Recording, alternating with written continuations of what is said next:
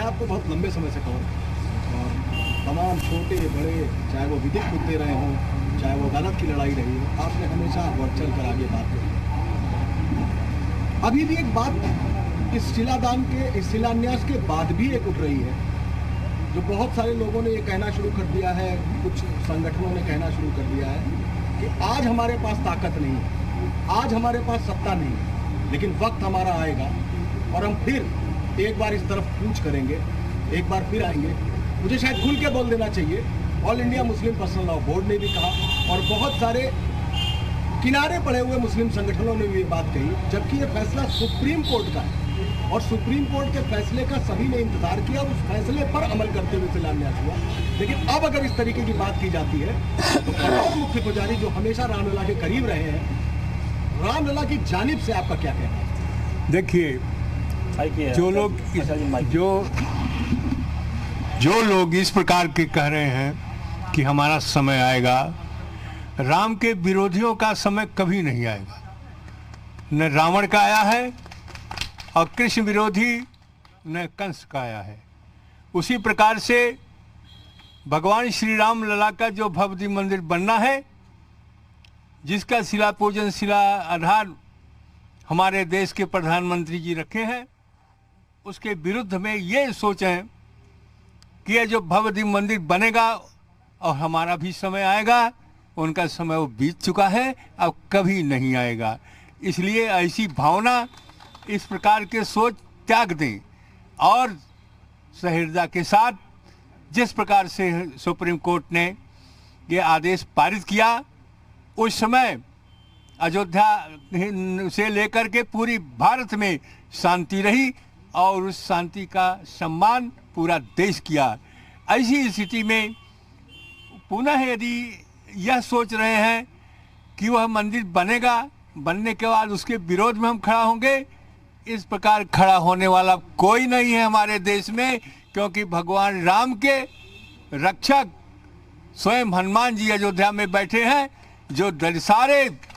कष्टों को दूर करने वाले हैं। उन आतताइयों को अपने एक गदा से समाप्त कर देंगे और उनको कभी सोचने का समय नहीं देंगे। इसलिए यह सोचना गलत है और जो हमारे मुख्यमंत्री जी और प्रधानमंत्री जी ने शिलाधार रखा है, भूमि पूजन किया है, वह बड़े ही सफलता के साथ यह मंदिर भव्य बनेगा और सारी दुनिया के लोग देखेंगे। राम भक्तों की जो आशा थी, जो अभिलाषा है, वह निश्चित ही पूरा होगी। 27 वर्षों तक मैं भगवान श्री राम का उस त्रिपाल में बैठे हुए आप पूजा किया हूँ और प्रतिदिन याद करते थे कि वह कब समय आएगा कि भगवान हमारे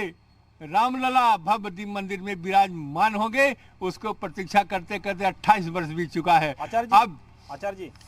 आपने ये भी देख लिया कि देश के प्रधानमंत्री साष्टांग दंडवत थे रामलला के सामने और अब तो शुभारंभ हो गया है, तो आपको कैसा लगा कि आज देश का मुखिया, देश का प्रधान सेवक, प्रधान जो अपने आप को वो चौकीदार कहते हैं देश का, वो साष्टांग दंडवत कर रहे हैं? देखिए, वो उनके साष्टांग दंडवत ही प्रमाणित करता, अष्टांग दंडवत इसको कहते हैं कि हमारे प्रधानमंत्री जी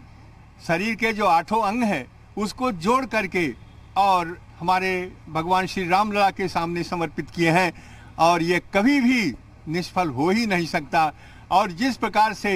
ऐसा प्रधानमंत्री जो भगवान के सामने और नतमस्तक हो और उनके कार्य करने में सबसे प्रसन्नता, सबसे हर्षित होते हो, उस प्रधानमंत्री का किया गया काम कभी असफल नहीं होगा। जहाँ तक ये आता है कि पहले शिला पूजन,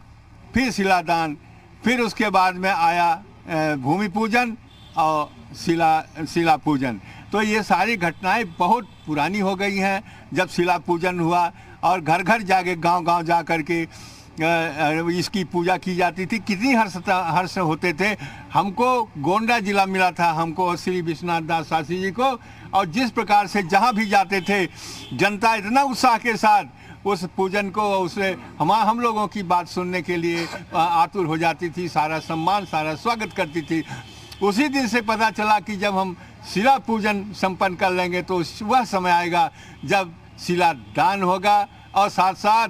शिला भूमि पूजन होगी और आधारशिला रखी जाएगी और रामलला का भव्य मंदिर बनेगा। जो भक्तों का आशा और भक्तों के विश्वास वो आज पूर्ण हुआ और इसी पूर्णता के साथ वह भी समय जल्दी आएगा कि जब भगवान श्री राम का भव्य दिव्य मंदिर बन के तैयार होगा, जिसमें हमारे प्रभु राम जो 27-28 वर्षों से त्रिपाल में रहे वह उस भव्य दिव्य मंदिर विराजमान होंगे और वहाँ पर जाकर के हमारे राम भक्त जाके दर्शन करेंगे। जी।